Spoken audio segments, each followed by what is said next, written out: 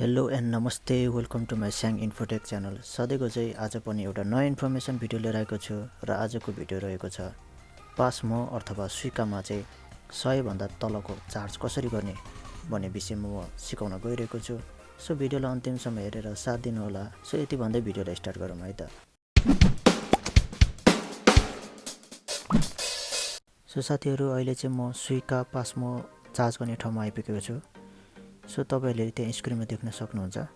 So त्यहाँ card पासमा हाल्दिनुहोस् र हालिसकेपछि त्यहाँ चार्ज कति गर्ने भनेर तपाईले त्यहाँ अप्सन हुन्छ 1000 देखिको त्यहाँ देख्न सक्नुहुन्छ। सो 1000 भन्दा तलको लागि गर्नको लागि चाहिँ त्यो अप्सनमा थिच्नुहोस् अनि त्यसपछि कति चार्ज गर्न मन लाग्छ त्यसमा टच गरिदिनुहोस्। अब तपाईले जति गरे पनि हुन्छ, 10 रुपैयाँ 20 रुपैयाँ 50 100 त्यसरी गर्न सक्नुहुनेछ। सो मैले चाहिँ 100 रुपैयाँ चार्ज गरेर तपाईहरुलाई देखाउँछु है त। सो त्यसमा 100 टच गरेर खाकुनी थिच्दिनुहोस् र त्यसपछि त्यसमा 100 रुपैयाँ हाल्दिनुहोस् र हालिसकेपछि खाकुनीमा टच गरिदिनुहोस् अनि त्यसपछि तपाईको पासमोमा चार्ज भएर आउँछ।